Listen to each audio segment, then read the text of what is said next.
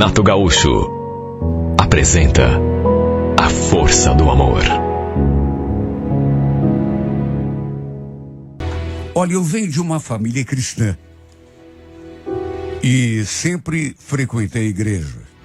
E foi ali naquela igreja que eu conheci o Carlos.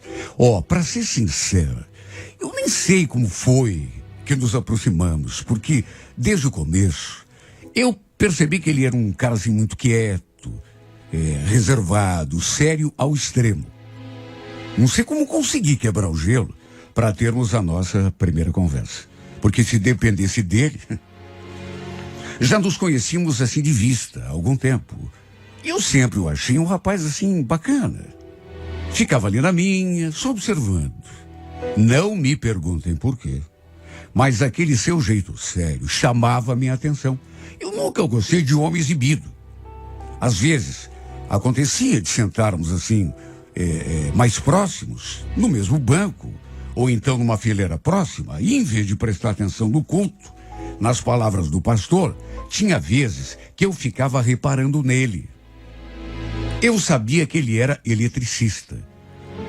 Até porque um dia ele foi fazer um serviço lá em casa. E só para se ter uma ideia de como ele era fechado, nem mesmo nesse dia ele puxou conversa comigo. Só nos cumprimentamos e ficou nisso. Olha, deu para ver que éramos pessoas diferentes. Porque eu sempre fui uma garota assim, bem extrovertida, tanto que coube a mim tentar uma aproximação. Conheci sua mãe e foi através dela que eu acabei me aproximando dele. Desde o começo, ela me contou que o Carlos era daquele jeito, desde menino. Na dele, assim, sempre sério, reservado, e repito, eu sempre senti atração, assim, por rapazes, assim, desse tipo. Quer dizer, não era só por isso, né? Era também um rapaz bonito. Entre uma conversa e outra, com a sua mãe, eu fui me aproximando dele, assim, devagar. Passamos a conversar e foi então que eu fiquei sabendo mais coisas sobre ele. Um dia, por exemplo, ele me acompanhou até em casa, depois que saímos da igreja. Acho que foi o dia em que mais a gente conversou. Mas tudo assim de um jeito bem baseado no respeito. Tudo entre nós foi acontecendo de um modo bem gradativo. Olha, se eu contar, acho que ninguém vai acreditar. Mas a verdade é que para acontecer o nosso primeiro beijo, demorou um tempo. Até que começamos a namorar de um modo assim, mais sério. Ele, inclusive, foi conversar com os meus pais. Queria tudo assim muito certinho. Tudo tradicional, sabe? Apesar de sermos de uma família cristã, o pessoal de casa sempre foi também bem extrovertido. Né? Todo mundo gostava de festa, de passeios, de churrascos. E desde o começo, desde que eu e o Carlos começamos a namorar, algumas pessoas não foram muito com a cara dele. Pelo fato de ele ser daquele jeito assim, fechadão, sabe? Não ria de piada, tinha brincadeira que ele também não gostava. Tinha gente até que falava que ele era bipolar, né? Até piadinhas faziam a respeito dele, tudo pelas costas, é claro. Pela frente ninguém tinha coragem de falar nada. Eu não gostava quando faziam isso, claro que não, né? Me sentia incomodada. E de certo modo, acabei me afastando de algumas pessoas justamente por culpa desse detalhe. Até porque ele mesmo não queria que eu ficasse me misturando com gente bagunceira. Era assim que ele se referia a alguns parentes que eu tinha. Não quero ver você no meio daquele povo, viu, Letícia? Nossa, nunca vi gente mais bagunceira. Por estar apaixonada, eu concordava e obedecia. Aliás, eu nunca deixei de fazer o que ele pedia. Por mais que ele estivesse tentando me controlar. O fato é que ao longo de 2 anos a gente namorou, chegamos a noivar, depois nos casamos, seguimos todos os passos e fomos então morar juntos sob o mesmo teto. Nesse tempo todo, ele nunca mudou. Eu estou falando do jeito, quer dizer, mudar até mudou. Acho que se tornou uma pessoa ainda mais reservada. Era da sua natureza, né? Fazer o quê? Acabei engravidando nos primeiros meses e tivemos uma filha linda, a quem chamamos de Helena. Olha, desde que eu e o Carlos começamos a namorar, que a minha vida tinha mudado muito. Sabe? Ele não gostava que eu fizesse certas coisas, que saísse, fosse a alguns lugares. E até para a gente não discutir, eu acabei me afastando de parentes, de amigos. Quase não saía para canto nenhum, a não ser para a igreja. E como ele também não era de sair, desde a época em que a gente namorava, ficávamos praticamente o tempo todo em casa. Quer dizer, fora a igreja, né? Isso desde o começo. Só que depois que nos casamos, parece que ficou ainda pior. Até para ir na casa da minha mãe, eu tinha de cortar um dobrado. Ele fazia questão de me levar. E depois ia me buscar. Não queria saber de me ver andando sozinho na rua. Para nenhum lugar. Para nenhum homem mexer comigo. Ele, aos poucos, quer dizer, não foi tão aos poucos assim, né? Mas ele foi se mostrando uma pessoa muito rígida, mais controladora e possessiva até, do que eu percebi lá no começo. E pra gente não brigar, sempre o mesmo motivo, eu baixava a cabeça pra tudo. Um dia, lembro que ele estava no serviço, e eu saí com a nossa filha, fui até a avenida, porque queria comprar umas roupinhas para ela. Quando soube, ele teve uma reação muito ruim. Meu Deus, parecia até que eu tinha feito alguma coisa de errado. Não tinha saído sozinha, estava com a minha filha. E mesmo que estivesse sozinha, jamais eu faria nada de errado. Na época em que a nossa filha nasceu, por exemplo, os parentes vinham ver a menina e ele ficava ali, sentado no sofá, com aquela cara amarrada. Não conversava com ninguém. E depois, quando o pessoal ia embora, ainda agia como se eu tivesse feito alguma coisa de errado. Um dia, inclusive, uma prima minha comentou: "Nossa, Letícia, como é que você aguenta esse teu marido? Cara muito chato." Era o jeito dele. Eu não tinha o que fazer. Mudar, eu sabia que ele não ia mudar. Aliás, depois daqueles anos de convivência, eu tinha consciência de que ele ia ficar daquele jeito ou até piorar. Um dia, minha mãe e a minha tia apareceram ali em casa. E para ele me deixar sair com elas foi uma batalha. Eu só sei, sabe, que ele me disse tanta coisa depois que eu voltei. Entre uma coisa e outra, ele chegou a dizer: "Mulher minha não tem que ficar batendo perna por aí, viu? Lugar da esposa em casa, junto do marido." Repito o que já disse várias vezes aqui nessa minha carta. Eu nunca fui de bater de frente com ele. Sempre baixei a cabeça para tudo. Só que nesse dia, sei lá, sabe, me deu uma coisa tão ruim. Eu fiquei meio revoltado até, porque não era justo. E aí eu falei: "Nossa, Carlos, quem vê você falando, pensa que eu fiz alguma coisa de errado. Só saí com a minha mãe e a minha tia. Não quero saber, Letícia, que isso não se repita." Olha, eu acho que para tudo tem um limite. E ele já estava começando a extrapolar. Puxa vida, eu era sua esposa, não era sua prisioneira ou sua escrava. Ai de mim se uma vizinha aparecesse ali em casa só para conversar comigo, principalmente se não fosse alguém que frequentasse a igreja. Ele já dizia que a pessoa estava tentando me contaminar com pensamentos errados, me desviar do caminho. Aliás, por todos conhecerem o gênio do Carlos ali na vizinhança, tinha gente que mal me cumprimentava.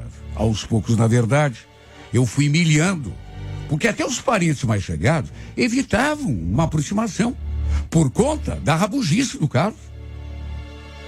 Um dia ele chegou a discutir com a minha mãe, né? E a minha mãe acabou falando: "Onde você pensa que vai chegar com essa tua arrogância, Carlos? Meu Deus, meu filho, você não é melhor do que ninguém não, viu? Cuidado, hein? Está afastando as pessoas de você. Aliás, não é só de você não. Da minha filha também." Além de ser daquele jeito, ele não dava o braço a torcer. Mas, por amá-lo, eu ia relevando, aceitando. Um dia, até contrariando um pouco o seu jeito de ser, ele me fez um elogio. Olha, coisa rara. Eu comentei com ele, assim, por alto, sobre uma história que eu tinha sabido de uma mulher ali na rua que tinha traído o marido, que o cara tinha descoberto e que tinha dado um mau rolo. E ele falou: foi por isso que eu casei com você, Letícia. Sei que você jamais seria capaz de fazer isso. Claro que não, né, Carlos? Mas vem cá. Foi só por isso que você casou comigo? Pensei que você me amasse. Pra mim, Letícia, você sabe, né? O modo como uma mulher se comporta é tudo. Respeito é tudo. Pelo menos pra mim. Ele falou aquilo, só que logo voltou a seu estado normal. Já começou a dizer que, enfim, não gostava de mulher que usava maquiagem, que usava roupa extravagante, que, sabe, aquele tipo de mulher que gosta de se mostrar para os homens, e nem de mulher desocupada. Ele chegou a dizer assim com uma ênfase: mulher desocupada que não faz nada, vive batendo perna na rua e que desobedece o marido. Eu sabia que ele falava aquilo, assim como quem dando uma indireta, sabe? E nesse dia, aproveitei que ele estava mais maleável e falei: mas você não acha que é muito rígido às vezes, Carlos? Não precisa levar tudo assim a ferro e fogo. Tá na Bíblia, Letícia. E você, como uma mulher cristã, devia saber melhor do que ninguém. A mulher tem que obedecer ao marido, ser submissa. Eu não inventei lei nenhuma. Tá tudo na Bíblia. Eu só cumpro. A partir de uma certa altura, era essa expressão que ele mais usava para justificar o seu modo de agir. Qualquer coisa que eu dissesse, tá na Bíblia. Tudo que ele dizia, se eu ousasse questionar, ele vinha com aquela: tá na Bíblia. A mulher tem que ser submissa ao marido. Olha, eu realmente estava me sentindo sufocada, principalmente naqueles últimos tempos. Não é que eu quisesse me rebelar e contra meu marido, ou questionar o que estava na Bíblia. Mas sabe, não foi para ser controlada que eu me casei. Casei porque amava meu marido, porque queria ser feliz, queria ter uma família com ele. Só que aos poucos, repito, comecei a me sentir tão sufocada, como se fosse uma prisioneira dentro da minha própria casa. Ele levava tudo a ferro e fogo. Isso não estava fazendo bem, nem para mim, nem para o nosso casamento. Olha, eu não podia nem ir à casa da minha mãe, que ele já tinha alguma coisa para me chamar a atenção. E com o tempo, tudo isso só piorou. O controle que ele exercia sobre mim foi se tornando mais rígido. Ele cada dia mais autoritário. E por conta disso, repito, as pessoas que mais gostavam de mim foram se afastando. Eu tinha uma prima que estava grávida. E ela me convidou para um chá de bebê na sua casa. E adivinha? Meu marido não quis que eu fosse. Me proibiu. Segundo ele, essa minha prima não era uma boa influência para mim. Ele não queria que eu me misturasse com gente fora da igreja. Só que eu já estava tão cansada daquele controle, daquela rigidez, que dessa vez eu finquei pé. Falei para ele: não vou fazer nada de mal. É minha prima. Olha, até minha mãe ia junto comigo, não ia sozinha. Ela ia passar em casa, para nós duas irmos juntas. Para minha surpresa, ele só falou aquilo: já falei que não é para você ir, Letícia. Agora, se teimar, se você for, já vou te avisando, não precisa nem voltar. Olha, apesar de ter aquele jeito mandão, ele nunca tinha falado aquilo para mim. Nunca tinha me feito aquele tipo de ameaça. Por isso, eu fiquei espantada. O que você está querendo dizer com isso, Carlos? Ele nem respondeu. Só continuou me olhando bem sério, quando minha mãe passou lá em casa, juro que até pensei em desistir. Mas o pai estava junto, ia nos levar. E eu achei que o Carlos fosse acabar repensando aquilo que tinha dito. Pensa na expressão fechada desse homem quando saí pela porta com a nossa filha. Ele me olhava de um jeito como se quisesse me fuzilar. Acabamos indo ao chá de bebê. Na verdade, a gente nem ficou muito. O pai nos deixou lá e depois foi nos buscar. E repito, ficamos assim bem pouco, 1h30 se tanto. Só que quando voltamos, me deparei com uma situação que eu jamais poderia imaginar. Mesmo em se tratando do meu marido, aquilo foi algo impensável. No que entrei pela porta, vi sacolas e uma mala do lado do sofá. Meu marido estava sentado, mal me olhou nos olhos quando perguntei o que era aquilo. Ele só falou que vou levar você lá para casa da tua mãe. Como é que é, Carlos? Mas do que você está falando? Tuas roupas estão todas aí. Mas que conversa é essa? Você anda muito rebelde, Letícia. Sabe? Não foi para isso que eu me casei com você. Você agora tá me desrespeitando, eu falo você não obedece, eu vou te devolver. Lá pra tua mãe e pro teu pai. Sabe quando você não acredita? Eu não podia estar ouvindo aquilo. Meu Deus, ele estava fazendo uma tempestade, porque eu tinha ido lá na festinha, o chá de bebê da minha prima, junto com meu pai e a minha mãe. E nem... Quando eu olhava pra cara dele, só tinha mulher lá na casa da minha prima. Será que ele era tão cabeça fechada, tão cabeça dura, para ter uma atitude extrema daquelas? Falei que não ia para lugar nenhum, que a minha casa era aquela. E acho que foi nesse dia que tivemos a nossa discussão mais séria. Até porque, até aquele dia, a gente nunca discutia. Ele falava, eu obedecia. Coisa que já devíamos ter tido há muito tempo. Eu sempre baixei a cabeça para tudo. Sabe aquela pessoa que ouve e não diz nada? Não responde, nunca tive boca para nada. Só que naquele dia eu não consegui me controlar. Falei tudo que estava engasgado na minha garganta. Você não pode me tratar desse jeito, você não é meu dono. Eu sou tua esposa, Carlos. Não sou tua escrava. E falando em desrespeito, quem me desrespeita o tempo todo é você. Você quer mandar em mim, me controlar. Não é você que usa a Bíblia para tudo?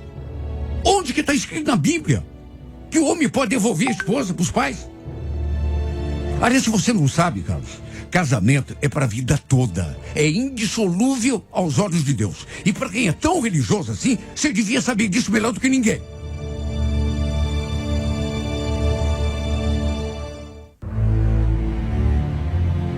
Foi a primeira vez, desde que começamos a namorar, que ele escutou tudo em silêncio e não respondeu.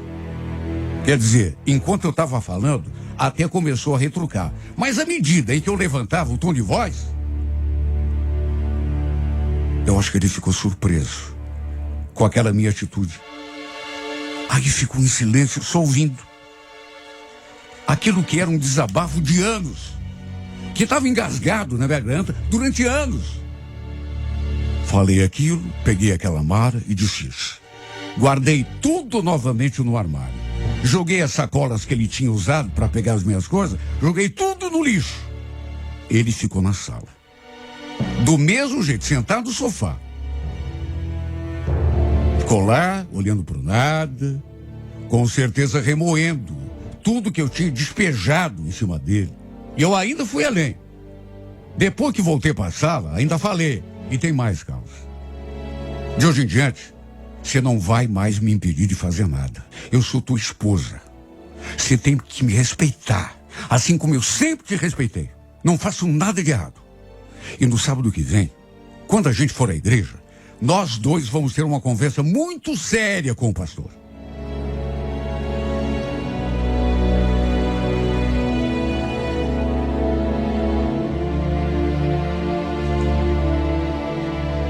Não sei se ele aceitou bem os meus argumentos, até porque se fechou em copas.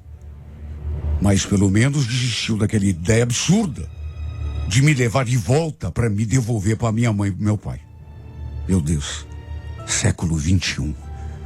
Que absurdo! Jesus Cristo!